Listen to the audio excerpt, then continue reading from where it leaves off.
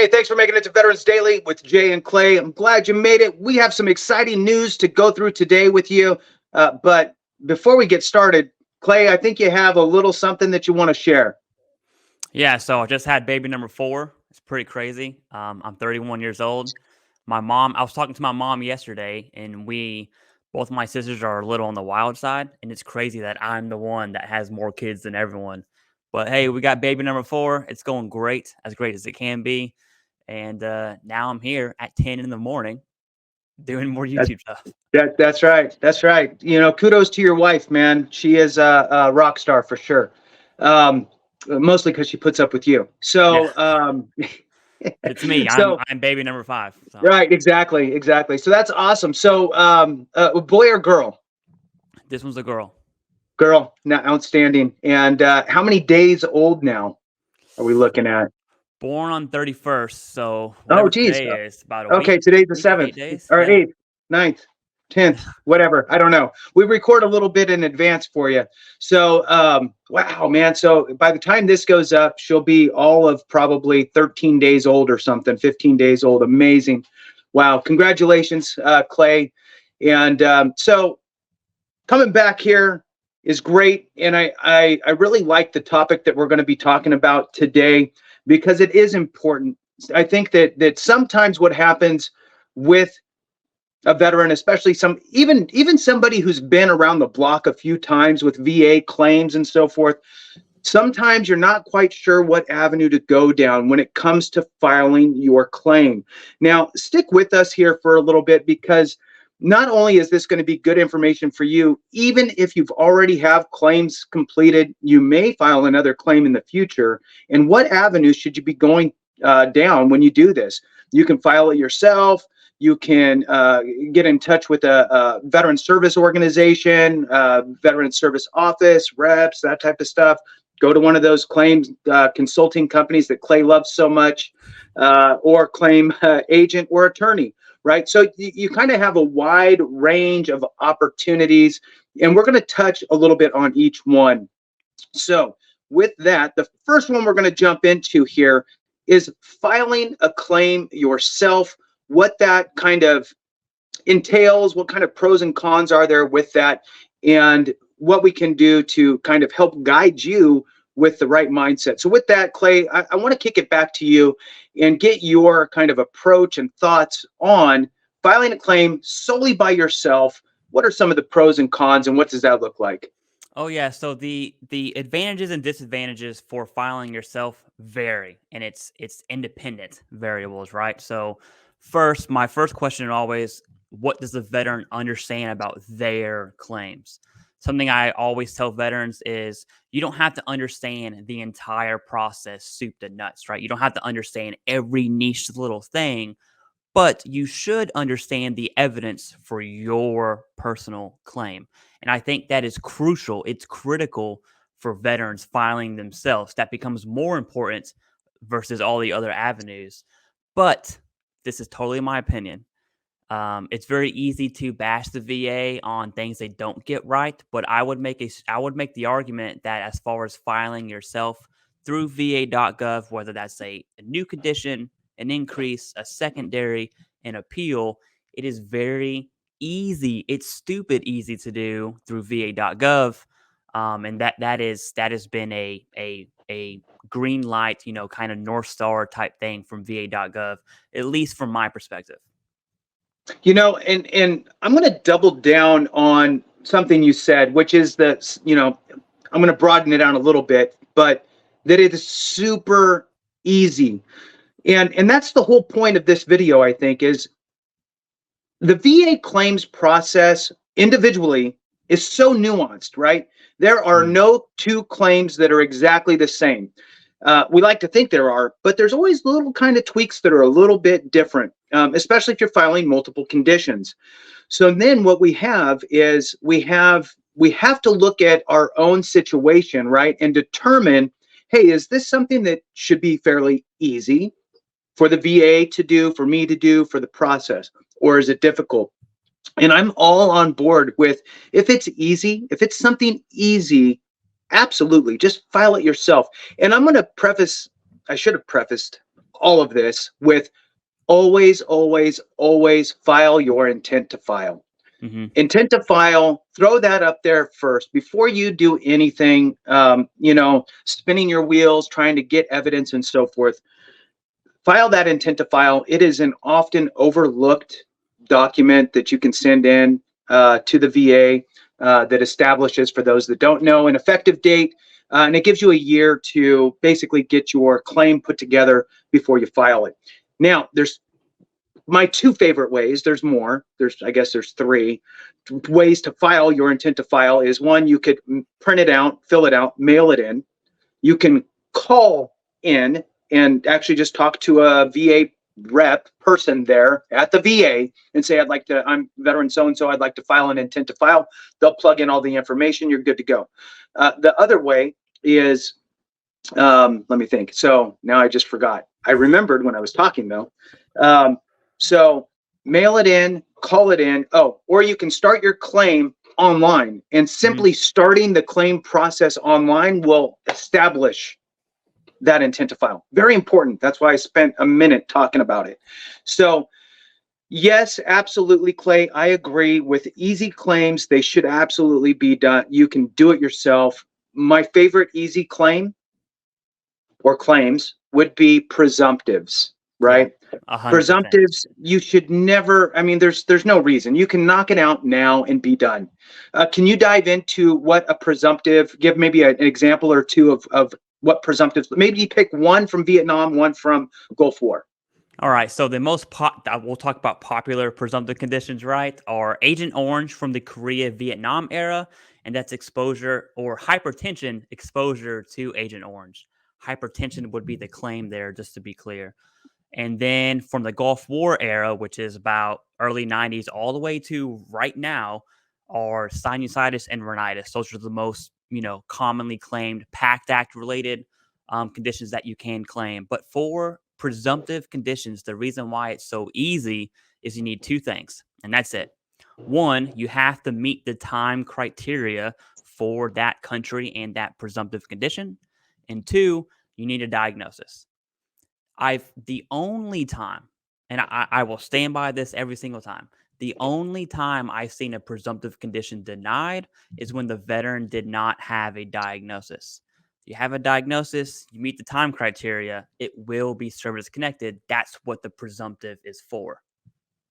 Absolutely. So it's the elimination of the nexus, right? Of the nexus of time and service. You do not need to prove that a presumptive condition was caused by your time in service, because the VA has already conceded, for whatever reason, right? Whether it was contaminated water, whether it was burn pits, whether it was Agent Orange, right? So there's other presumptive conditions as well, and that's not what this is about. So I'm going to try to not go too crazy and stay on track. So the point is that a very easy claim can be done right away, and in your pajamas at home on your computer, and call it a day, and it should move fairly quickly.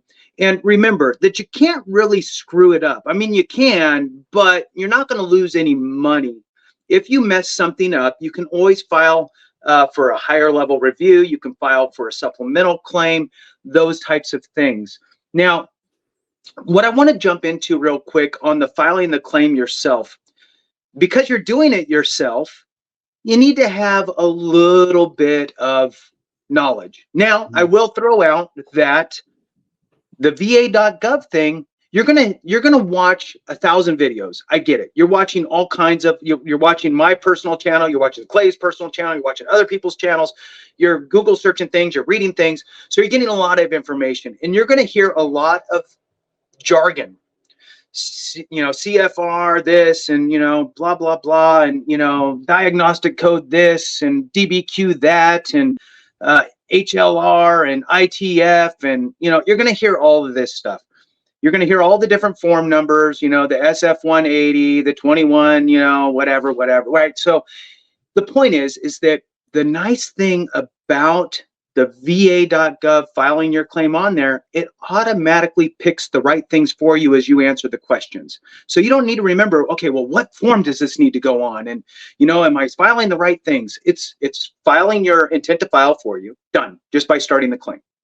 When you're selecting that this is the first time you've ever filed a claim for this specific condition, it's picking the correct form, right? If you say that you filed for that claim before and either it was denied or you're filing for an increase or something like that, it's going to shift you over to another form. So it's making sure and filling those things out for you appropriately online. If you decide that you don't want to do it online and print them out and fill them out and send it in, that's a different story. Now you got to make sure that you're doing the right forms. Yeah. Can you shed a little light on the forms before we shift gears into having somebody help you, Clay? Yeah, so there's 3 that are most important. You have the 526 EZ, and that is for initial claims, new conditions. Then you have a supplemental, which is an 0995. I say it's 0995. Then you have a higher level review, which is 0996. Those are the 3 forms that are you're really going to need, especially if you are an analog type. You want to write things down. That's totally okay. You want to mail it in. You can actually, if you prefer to write it down on the 526s or the 95s or 96s, you can also write it down, scan them, and then upload them online too. So you don't have to mail it in or go in person. You can, absolutely. But it is, the VA has made every avenue for what you want to do when you file your claim yourself. And the appropriate form is crucial. And the good news is, let's say you do a new condition, you fill out a 526, but actually it was a supplemental claim and you just didn't know for whatever reason. The VA will send you a letter that says, hey, you need to file a supplemental claim that is on form 0995. And so you say, hey, I made a mistake. No big deal. Then you just redo the 0995. Now that's if you're doing it by paper. Okay. If you're doing it through va.gov, and there is one myth I do want to dispel whenever you file your claim yourself. Everyone believes that, hey, I don't know the lingo for this claim. I don't know what to say for mental health whenever I file the claim. There's no special jargon. There's no special way to file a claim for it to be faster or for it to get approved. None of that exists. If you go online, you type in mental health, it'll pop up. You click it. There's a white box that comes up. You have to type something in it. It does not matter what you put in that box. It's not going to help your claim or harm your claim. You say, hey, I'm filing a claim for mental health. I was seen in service. That's it. There's no, the VSOs or consultants or attorneys, they don't have a magic stick that says, boom, this claim is going to be approved, right? So none of that exists. It's just file the claim. That's it. Absolutely. And you bring up a point.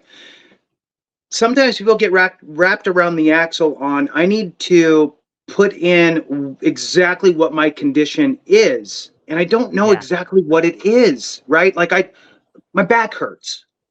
That's not really like a medical diagnosis, right? So being vague is okay. You can say lower back pain or strain or whatever. If you're not sure exactly what it's called, it's okay, right? As long as you're identifying kind of the body part with the supplied evidence, right? They'll figure it out and they'll go from there. Sometimes being a little vague, but you're having the right body part with obviously supporting documentation is okay, instead of like really trying to nail down a specific thing and then you get it wrong and then it's not justified, right? So if you call out a specific condition, let's just say lumbar strain, but really it's a herniated disc, right? That's 2 different things. And if you're supplying evidence for one, but you called it something else, they're going to deny you for that because you don't have that. You have this. So, but if you just said back pain or something, and then they see herniated disc, right, then they're going to fix it for you, right? And yes, absolutely. There is no magic wand. There is no extra form. Well, the only extra form is really the ability to appoint a representative for you is really the only difference as you make that transition, is just appointing that that next level for you to look at your claim. So I think that that's a good transition spot. So as we look at the idea of you filing your claim yourself, if it seems somewhat simple, it probably is. I think for most disability claims, probably more than half, it would probably be sufficient to file it yourself. You'd probably be okay. Then if you're filing an income-based benefit like pension, those get a little cumbersome, and I don't fully suggest filing that yourself, just from me. I mean, it's everybody has their own. I mean, if you're an accountant and you love numbers, well, then have at it, right? Everybody has different abilities. But for the big picture, I'm kind of I don't really suggest it. So with that, let's move on over to having help from an accredited free organization. And I know Clay loves the word free.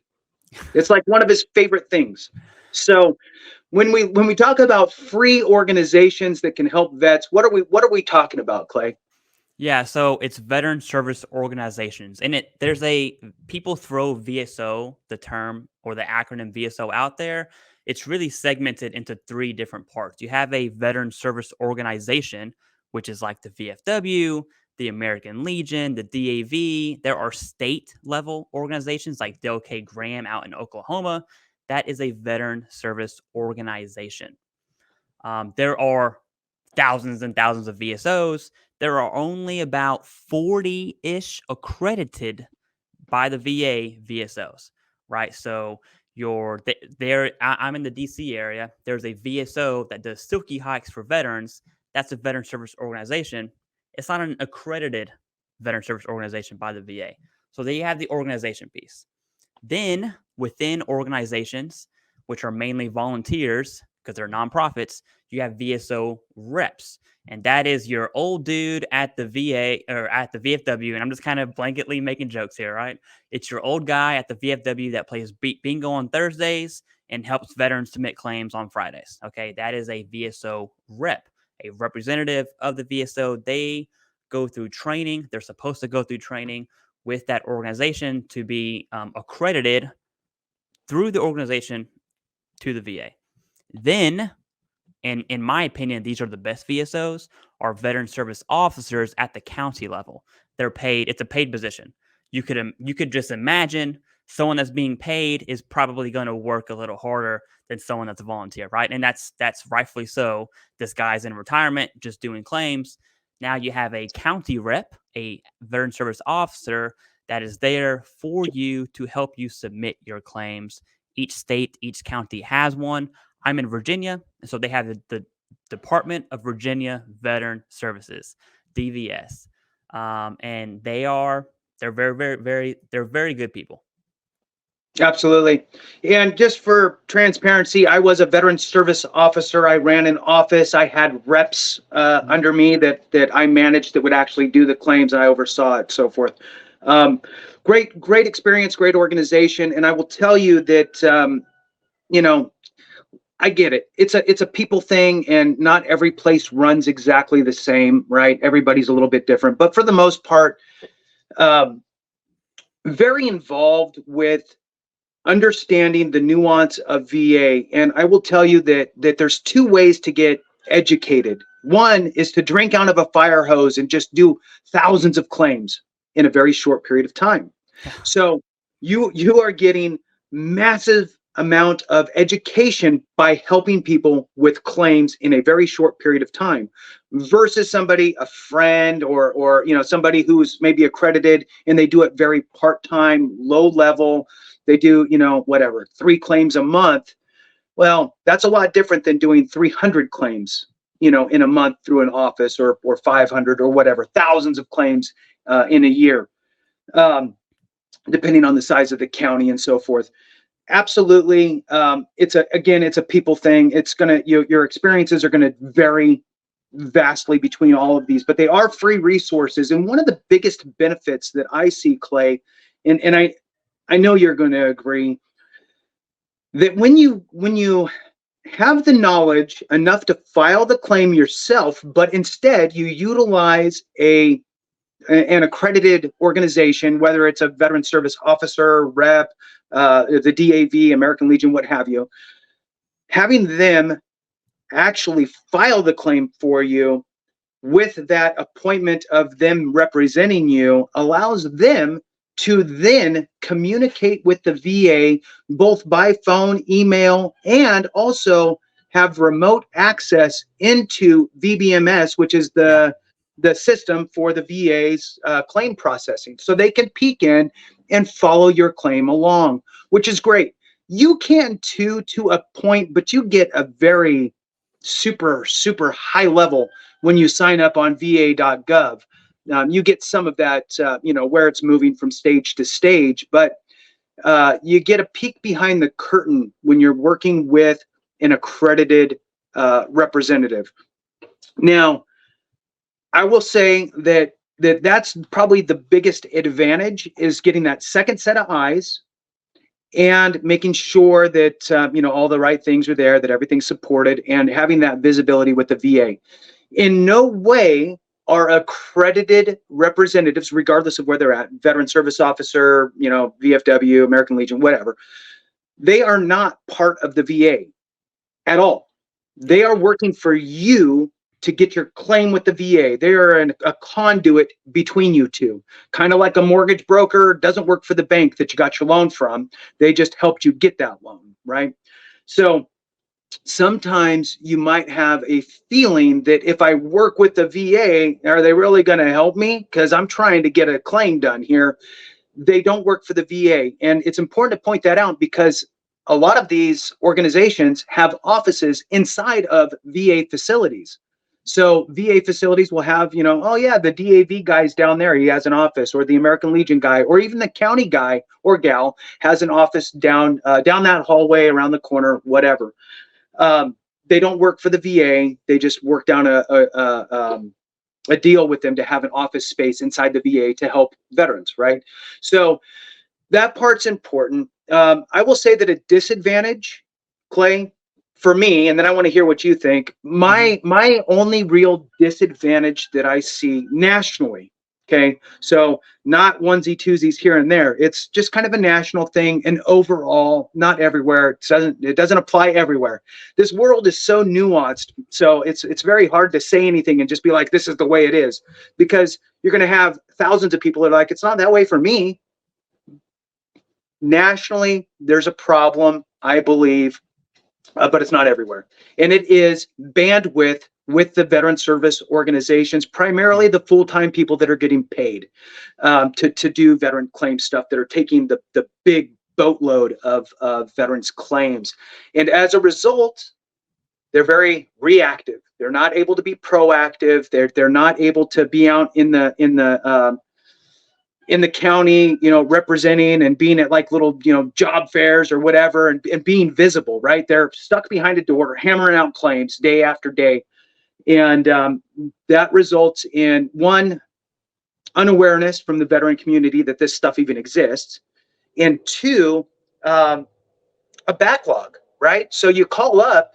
I've tried to help people find places like, I want to say it was Washington State, to find an accredited rep to help them. Sorry, we're not taking any new appointments. It blew me away. I couldn't believe that was the answer. It's unbelievable to me. And I will say that when it comes to that, in those specific constituencies, the veterans need to rise up and speak with the local government, right? Your county officials, your mayors, who will then push on your county leadership, all of that. Talk to your state people that can then push down and try to create some sort of awareness that, look, there is a tremendous backlog and you are not serving veterans, and see if you can get that budget increased, a couple $100,000, and get 2 or 3 more employees in there would be advantageous. But we need to speak up, because if we don't, well, then we don't get any results, right? So you just deal with it the way it is. So I would say that that's the biggest disadvantage in my mind. Is there any other disadvantages that you could think of, or what are your thoughts on it? There are absolutely, and I'm glad you brought it up because myself, I have my own personal beliefs, and it's important whenever we are talking to veterans about VSOs, consultants, and attorneys and claims agents, we have to remain objective. And there are advantages to each, and there are disadvantages to each, and the disadvantages are just as important to understand as the advantages.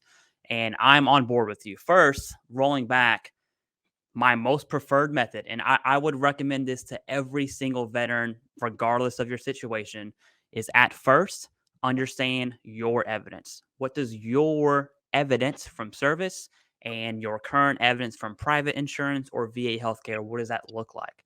Why do you believe this condition is connected? Do everything, gather the evidence, print it out, understand it mentally, whatever that looks like for you. Then go into a VSO office and say, hey, I'm ready to submit my claim. I want to submit for mental health. I will tell you this right now. And I did some volunteering through Del K. Graham online as a kind of navigation person, just pushing claims through their process. And I'm telling you right now, if you go to a VSO and you say, hey, I'd like to file mental health. Here's my here's my service treatment records that has evidence right here. Here's my VA records that have a current diagnosis and a treatment plan. The VSO is going to be like, I love you. Thank you so much. Boom, 5-minute appointment. That's it, right? Now let's talk about the opposite, which is a disadvantage, right? Let's say you just, for whatever reason, you just can't get to that mark of understanding your claim or understanding the process as it pertains to you. And you walk into VSO office, and it is very important to point out that there are bad VSO reps out there, right? And both on the VSO side and the county side, there are it's a people job. Personality is a huge thing, okay? And you will hear horror stories of VSO reps, and you will hear, glory stories of VSO reps. And so I would recommend, just as we shop around for everything, okay? I Mm-hmm. go to Costco because we got 4 kids. I got 12 things of milk in my fridge right now because we shop around for the best deals, right? That same concept applies whenever you're looking at a VSO. So if I go into, I'll give you my very personal experience. I left the Marine Corps in 2019. There was a VSO rep. It was from the DAV, and I'm not calling out the DAV. This gentleman I remember him like it was yesterday because he was in 1-9.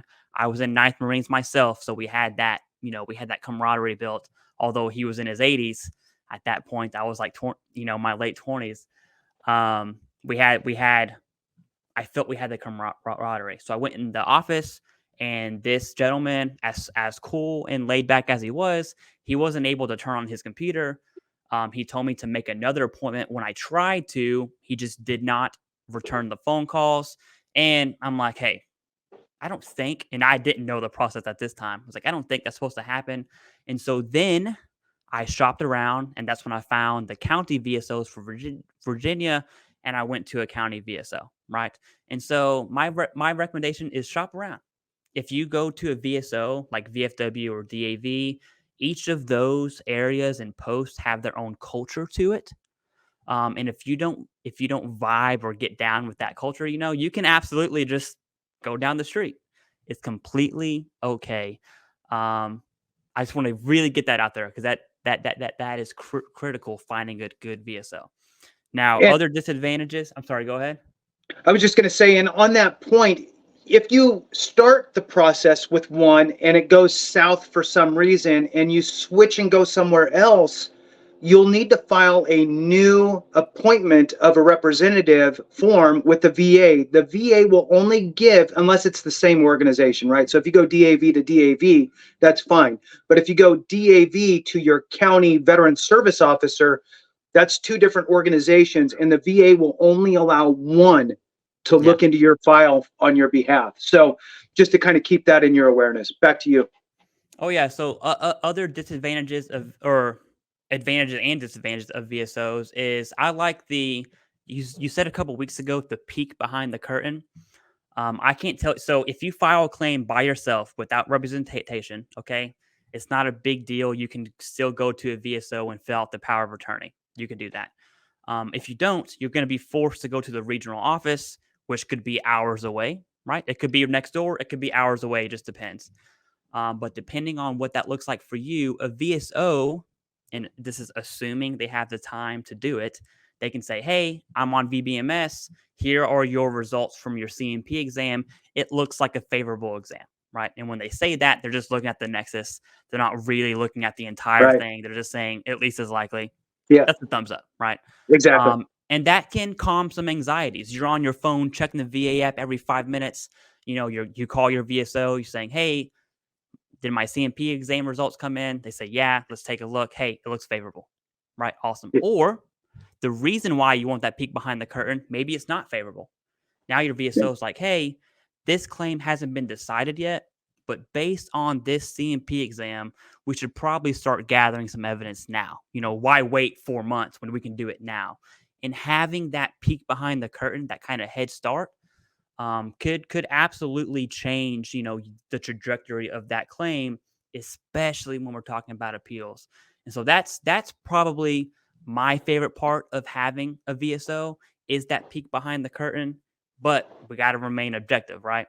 I'm going to tell you right now, especially county VSOs, they're busy. They are underpaid and overworked. The teacher, right? The same thing as your local teacher is the same thing as a county VSO. They're underpaid and overworked. And so you might call them. One, they have no idea who you are. You could meet them 6 times, no idea who you are. There are onesies and twosies I still remember, but for the most part, you're a brand new veteran to them, okay? And 2, you say, hey, can you get me my CMP exam results? They got 500 claims to do in about 3 weeks, okay? And then you're asking for CMP exam results. They're trying to fill out initial, they're doing intent to files. They're doing power of attorneys. They're doing claim writing. So it is a backlog, so to speak. Right. And that is, that's a disadvantage that I think everyone needs to be aware of to when that does come up, just kind of breathe, relax. Claims take a long time. They will get to you. I promise. And if you have an intent to file right, file the intent to file yourself. Done. Mm-hmm. Make an appointment with an accredited rep. If they're out a month and a half before you can see them, it's no big deal. You have enough information to start gathering evidence, going to your doctor's appointments, those types of things, and you already know that you've preserved your effective date with your intent to file, and you got 12 months. So you'll be good there. I think that the intent to file takes off a lot of the stress, right, and the pressure. And that's important. Now, I'll also say that if there are long wait times, right, this is, in my opinion, it should be a correctable situation if we speak up, right? And so if you as the veteran reach out, like I said before, to your government agencies, your county, what have you, ask the veteran service officer of that location, hey, who can I complain to try to get you more funding? Because this isn't right? It's you complaining, it's your spouse complaining, it's your children, if they're adults, complaining, right? Why just be one person when you could be 4 or 5, right? Get your family involved, all writing letters, all calling, all leaving messages saying that this is a disservice to our county's heroes, right? I mean, it's not appropriate. And I think that oftentimes, sadly, I feel from my own experience of kind of seeing how some people operate, there are individuals out there who are leading these organizations that kind of want to just stay away from the flagpole. They don't want to go there and be seen and talk and ask for anything. It's just leave me alone and I'll run this, which is okay if you have the funding to run it appropriately. If you don't, you need to go to the flagpole and be pounding on doors, telling them what you need. But you need to help from your side, otherwise, it won't happen. So anyway, enough of that, beating that horse. The point is that if we all work together, many hands make light work, right? Mm-hmm. So with that, I think I think that utilizing them in all the ways that you said, and the pros and the cons are well worked out. And I think that the intent to file is a good way to kind of bridge the gap of backlog. Now, let's say that we have a situation where it's like that one that I mentioned in Washington State. Sorry, we're not taking any new appointments. Yeah. And you're scared to file a claim yourself. It's like I don't even know where to frickin' start, right? Or mine's kind of complex and I need some help. I need somebody, who can really walk me through this. It's complex, whatever, right? The option, right?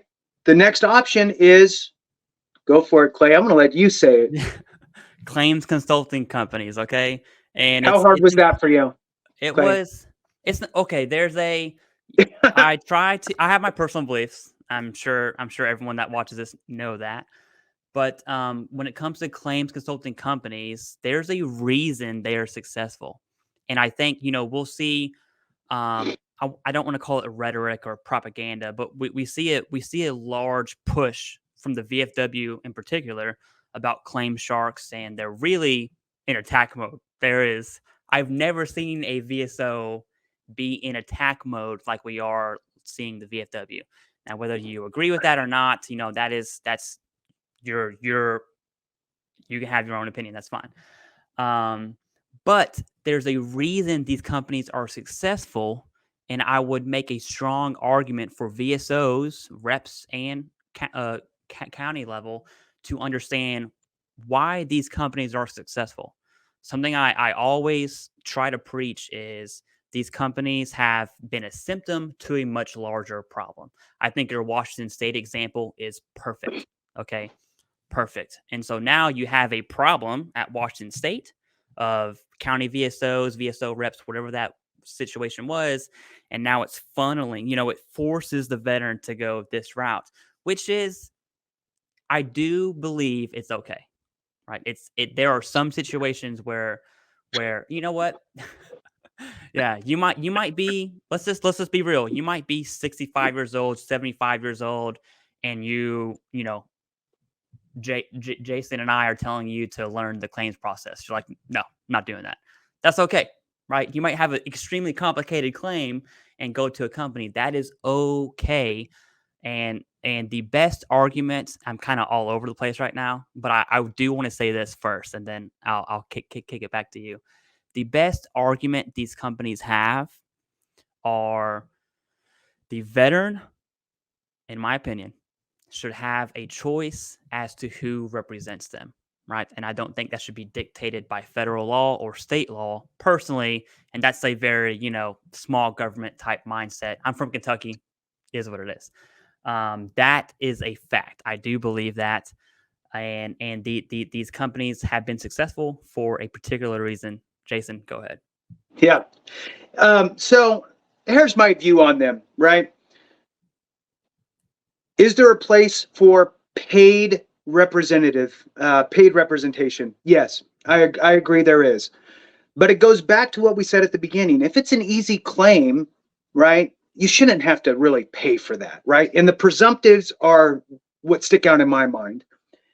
So what I don't ever want to see is somebody ever to be taken advantage of. So that's why we're kind of talking about all the options, and it's just laying it out, right? At the end of the day, we're all adults. Make your own decision. What works for you?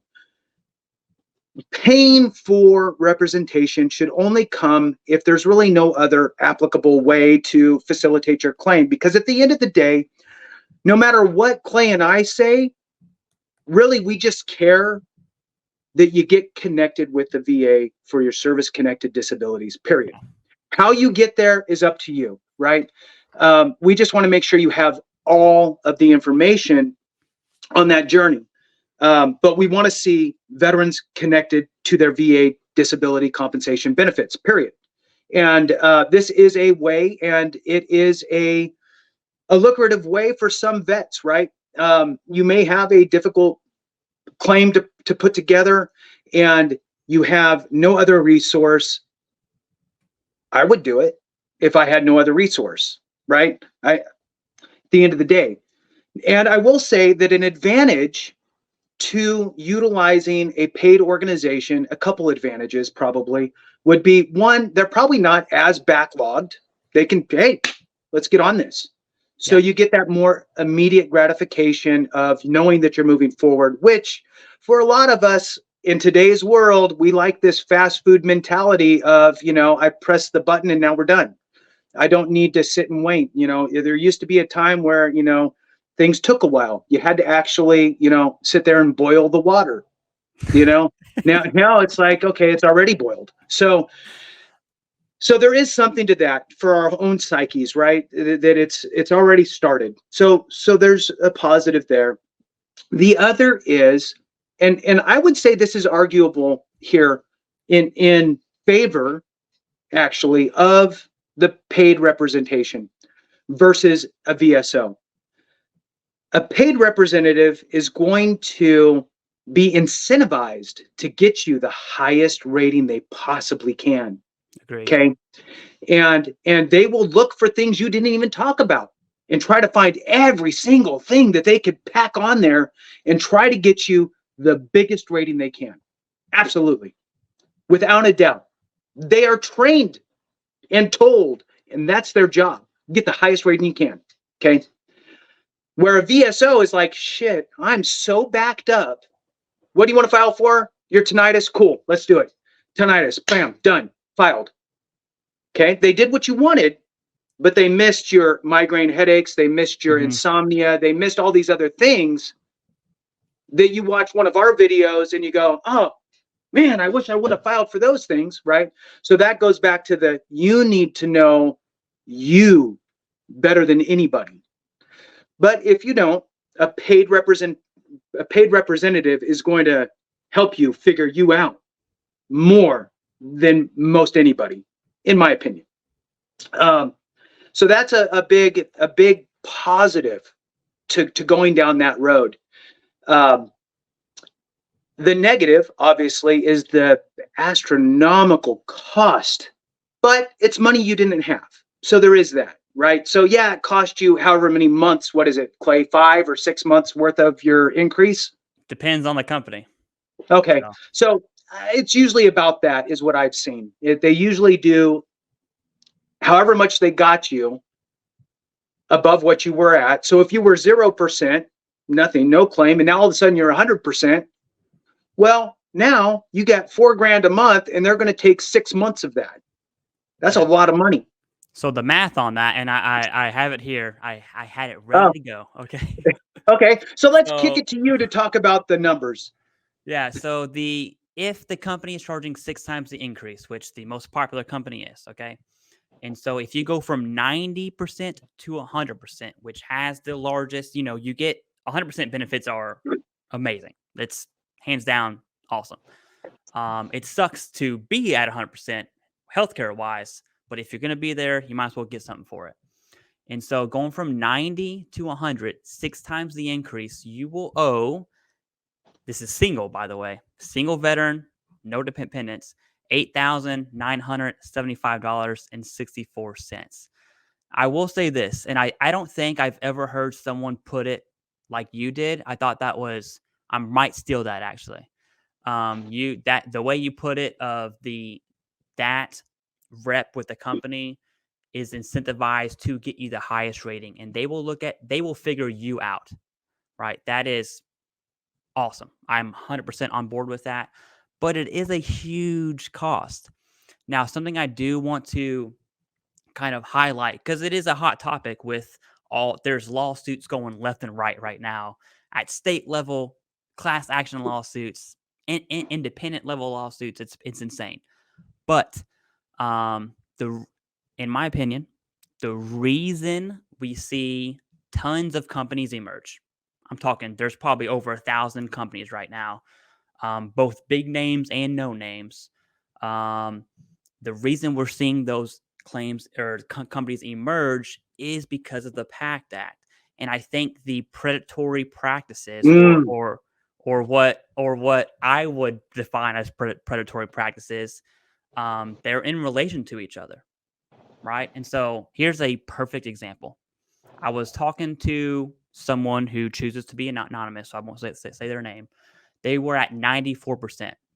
They sent me a Facebook message, and they're like, "Hey, I'm at 94%, blah, blah, blah, blah, blah."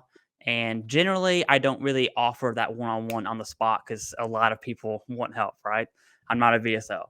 But I said, "Hey, you're at 94%. What are you rated for? What are your deployments?" That's all I asked them.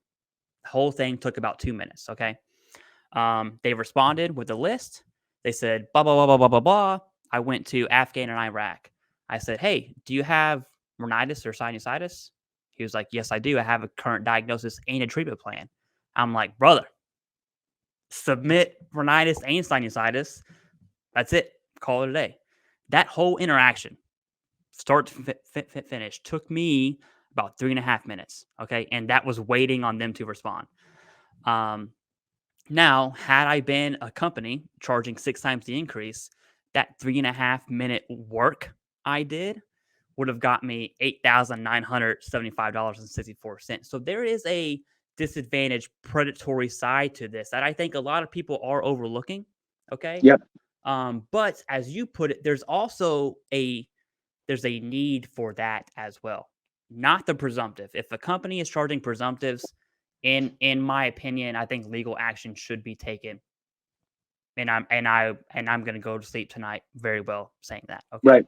Now, if a company is figuring you out and maximizing your disability, that I think is, federally, it's illegal. I understand that, but I think there's a strong argument for companies and veterans to make that, hey, I was in the Marine Corps for 10 years. I did 4 deployments, and you're telling me I can't choose who to represent me for my VA claim, right?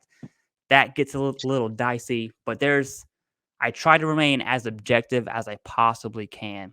And I can see both sides of the coin, okay? The presumptive's a hard no-go for me. And there's other predatory practices as well, but that's the number one. And I think that's a driving factor of lawsuits being involved because of the PACT Act. Jason?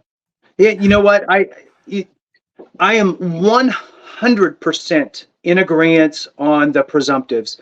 In my opinion, that should not even be an opportunity to assist a veteran in filing that claim from a paid agency perspective. So if you are watching this and you're a veteran or the spouse of a veteran or the dependent of a vet, whatever, go through. You can Google search VA presumptives and you'll get all the lists and you'll figure it out and you can read through them. And if the veteran or yourself have any of those presumptive conditions, file it yourself. Really is really it. They're super easy. It's prove you served wherever it says you needed to have served and prove you have the condition. That's it. Mm-hmm. So there is no reason to file a presumptive claim through an organization that's charging you to do it. For somebody who does not have any presumptive conditions and they're just trying to figure it all out and they need assistance and they're trying to figure out nexus letters and the right verbiage and there's some work that needs to be done. Again, it depends on your own kind of ability, right? If you have the ability to watch 1,000 videos, it doesn't take that many, but probably, 4 videos, right? And to figure out how to, I call it manufacture evidence, right? When you lack evidence in your service treatment records, you need to manufacture the evidence, and that's done through your buddy statements and so forth, and a nexus letter from your doctor, spouse, that type of stuff. So then just you can watch the videos, you could do it yourself. Or you can go to one of these paid organizations and deal with it. At the end of the day, it's your decision, but be mindful of the massive amount of money that it could cost you. I love your example, Clay, of look, you're a sneeze away from 100%, right? The way that the VA funny math works is it comes up with a total accumulated percentage, then it rounds to the nearest 10. So a 94 is a 90, a 95 would be a 100. So, the person is a sneeze away. And, if they're missing one thing, right? Like in this case, that's going to bump them higher than the 95 in your example. But, if it was a tinnitus claim that he never filed for because he was told it was a low value claim and it's not worth it, all of a sudden, oh, it was worth it. I should have filed for it, right? And now you file for it and it's easy and you got it. That extra 10 got you to where you need to be. So at the end of the day, it's just another option, and there's pros and cons to it like everything else. Moving on, we also have what's called veterans claims agents. So kind of like a special agent out there for your claims. So because it can get confusing, Clay. There's a lot of different names for all these people that are helping veterans. Now, I'm going to also throw in here real quick for the prior. They are not accredited with the VA, your paid representation, and they don't actually represent you. They coach you, they teach you, they cannot file a claim for you. You have to do it yourself, all of that. Okay. So that's where they kind of side skirt some of this. It's they position it. You might have a better verbiage for it on how they structure themselves. Can you share that with the viewers? Yeah. So I'm just going to be very real about this, okay? Do it. And if anyone wants to fact check me, you can look at the Texas Attorney General motion to file against VA Claims Insider, okay? Now, you're right. Claims consulting companies cannot file your claim. Do they? Yes, they do. Through remote desktop access, through just being on Zoom, right? Whatever that looks like, whatever. At the end of the day, honestly, I don't think that's a big deal as long as you protect your PII. Personally, I'm okay with it. Again, we're all grown adults. Do what you will, right? Federally, that's a different story. I'm not a judge, so I don't care. But they cannot represent you. And the biggest disadvantage with these companies is they do not have your records. They don't have your C file. They don't have VBMS access. They don't have, unless you give them your service treatment records or your VA medical records, they don't have them. And I'm going to tell you right now, no one's looking at all those. I'm not reading 4,000 pages of your service treatment records. I'm going to control F and look at back. I'm going to look at the, big ticket items. If I'm in it from a money perspective, I'm going to control F back. I'm going to control F mental health, PTSD, the big ticket items for that. So they're not really looking at all your records. And if the VA missed something and you're entitled to, I have a friend, my dad's friend, he got over $170,000 in back pay, that will change your life. Okay. That will change your life. A claims consulting company is not going to be able to look at the evidence and make the argument like a claims agent or an attorney will. And we can probably rope agents and attorneys into the same bucket here. They go through the same accreditation process. The agents have to test for it. The attorneys just kind of walk on in there. Okay.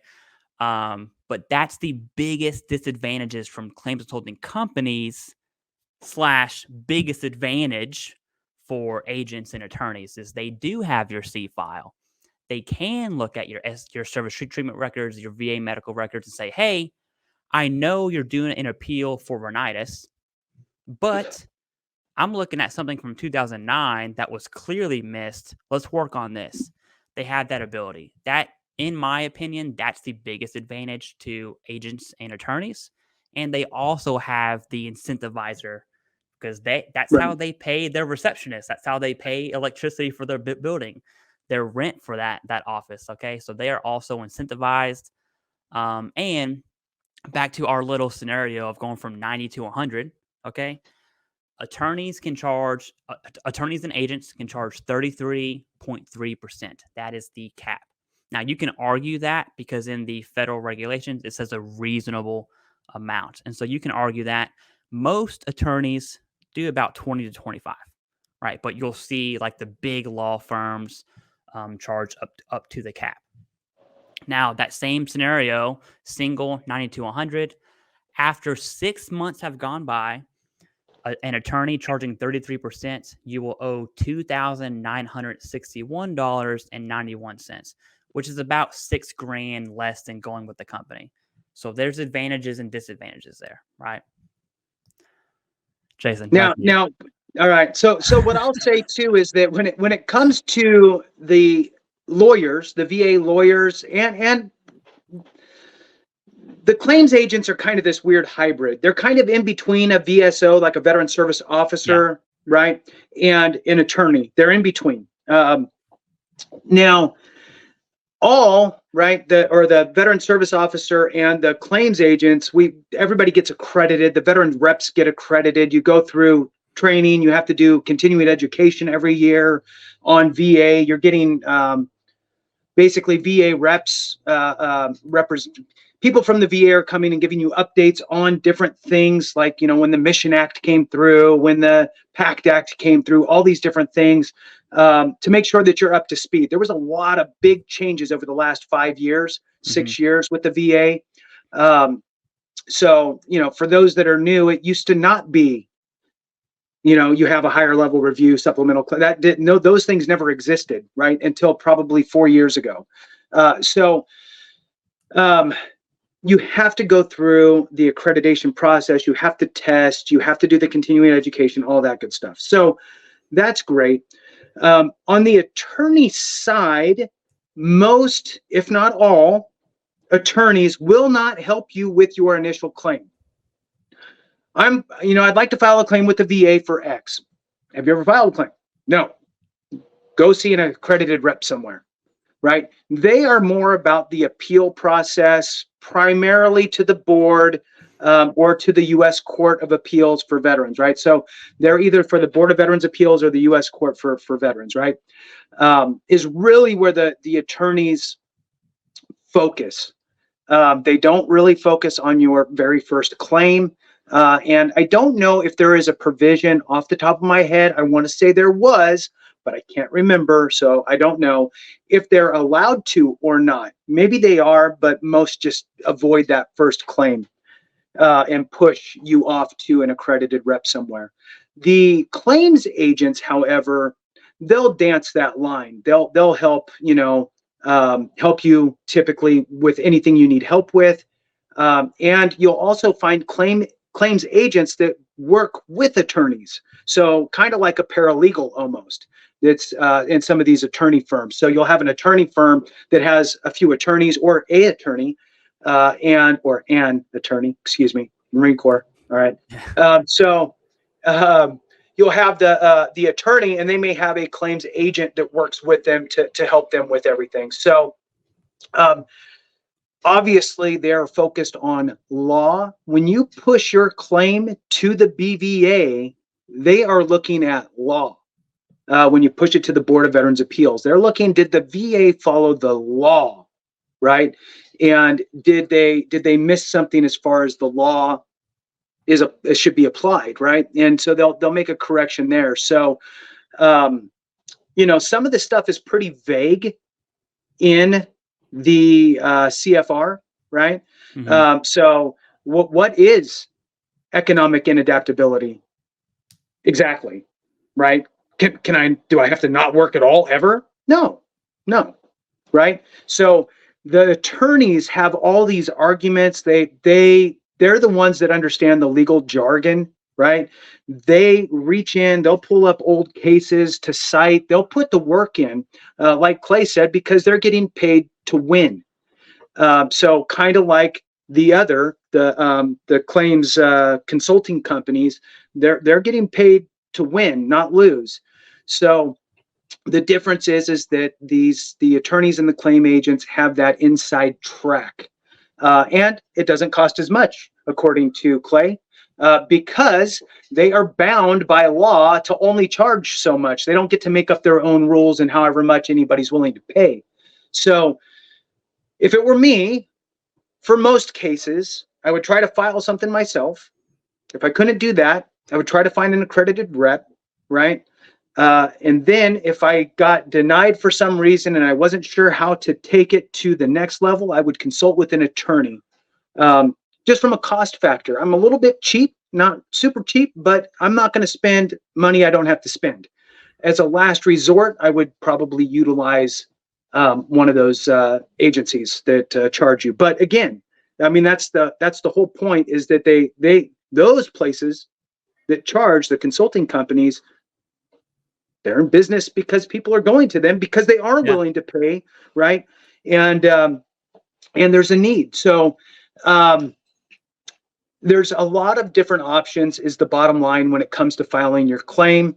It's I think our big thing here, and correct me if I'm wrong, is shining a little light on each one, so people are aware of their options and where they can pull the trigger on each thing, and what makes sense and what's going to be advantageous for them with their claims processing. Is there anything else that you want to chime in with? There is Clay?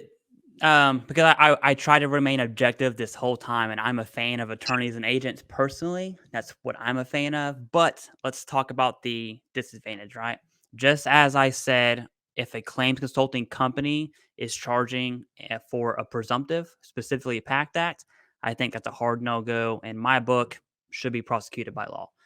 Now, on the flip side of that, when PACT Act came out, I don't have the data, but a question I want answered is how many attorneys charged in appeals for sinusitis, rhinitis, asthma, IBS, bronchitis, all the other ones. Okay, those are the top 5 that were denied in 2015, 29 or 2009, 05, 2011, whatever. They were denied years ago. How many attorneys charged for presumptives after the PACT Act was passed? In my book, that is just as bad as the claims consulting companies, right? Especially if you have a diagnosis. It's predatory, right? It's that's a sad move, and it's taking advantage of veterans in those situations, and specifically wartime, war in theater veterans, right? Which should absolutely not be allowed. If you're looking for an accredited representative or a claims agent or a attorney who's accredited, or you want to verify that one is accredited, you can do that on the VA's website through the Office of General Counsel. They have 2 different things. One, you can actually search to find an accredited rep near you, but you can also, there's another one where you can actually type in the name of the organization or the name of the person to see if they are accredited with the VA. And again, being accredited with the VA doesn't mean that the person works for the VA. It means that they are accredited to process and file claims on your behalf. And that's what the difference is. I will also say that no matter what process you go through, you should absolutely sign up on va.gov to track your own kind of progress the best you can. In my opinion, they changed it for the worse. They kind of merged some things together, I don't know, maybe 4 years ago or so, when they took it off of e-benefits. But nonetheless, at least it gives you some idea. They have 5 different stages of your claim. It'll show you that they've received your claim. It'll show you that they're in initial review of your claim. They'll show you that they're in evidence gathering, review, and decision, which used to be broke up into different sections, but they merged it all into one. And then shows that it's preparation for notification, and then 5, which would be it's that your claim is complete. And at that point, you should be clicking on the letters to see what your rating is on the letters. But at least it gives you something to follow and see what's happening. Right now, it's about 160 days for the claim processing time. And again, even if you assign a representative to help you and you appoint them to represent you with the VA, that does not bar you from being able to call the VA, ask them what the status is on your claim, or follow any of it, or supply any additional. You are still totally able to actively communicate and work with the VA, right? Just because you're assigning somebody else to represent you doesn't take away your rights. So that's just another kind of important little side note. So with that, was there anything else that you wanted to throw in there? That was my kind of last 2 cents. My very last 2 cents is yourself, VSO, attorney, agent, claims consulting company, do whatever you want. My only ask is that whatever decision you make, it's an informed and educated decision. The only way you don't fall to a predatory practice, both on consulting and attorneys, is to just know you. That's it. Absolutely. Know you. Does my appeal for sinusitis need to go to the board? Probably not, right? If I'm gonna take a wild guess, probably not. An HLR or supplemental is probably the way to go, right? And so, do I need to go to a consulting company for presumptive? Probably not. Okay. Now you don't know that unless you're informed and educated. So as long as you do those two things, make your choice, get what you've earned, what you deserve, and take advantage of your benefits. You know, I want to double down on what you said and just add a little more clarification for folks, because I think it's really important. So when Clay's talking about appealing like sinusitis, okay, we'll use sinusitis for the Gulf War era. You know, you were overseas in theater somewhere with burn pits, right? And we're going to use hypertension, high blood pressure for our Vietnam folks. If you filed a claim prior to the PACT Act being implemented and you were denied your service connection for sinusitis or your hypertension, denied, right? VA denied you, and now you're like, well, that sucks. Then the PACT Act comes through.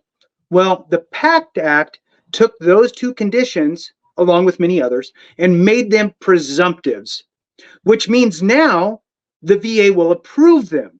But the VA is not going to go back and go, hey, we messed up, we're going to fix that for you, right? You need to go back to the VA and say, hey, I filed for this before, I'm filing for it again, here you go. And file that supplemental claim showing that you're filing for that benefit again. And now they're going to approve it because it is a presumptive condition. Okay, there's no, extra work that needs to be done and trying to figure out a different way and put in more work. No, it was just a change in the law that made that a very easy condition, along with many others, by becoming presumptive. So that's what Clay's talking about. I just wanted to shine a little more light on that so people fully understand, because it's disheartening, Clay. I mean, I'm sure you've been denied claims before. I have. And it's frustrating. And I think that as a veteran community, a lot of us go and you walk away and then that's it. So we can't do that. We need to know when things change and know when we need to, okay, take a knee, adjust fire, let's go, right? And that PACT Act is what changed those laws and made it easier. So with that, we'll end it there. All right. Thanks so much for watching. We really appreciate you guys. Make sure you like, subscribe, all that good stuff. I know we're at the tail end here, but we really appreciate all the support, and we'll see you next time. Thanks so much for watching. We appreciate you. And remember, if we don't take care of each other, something went wrong.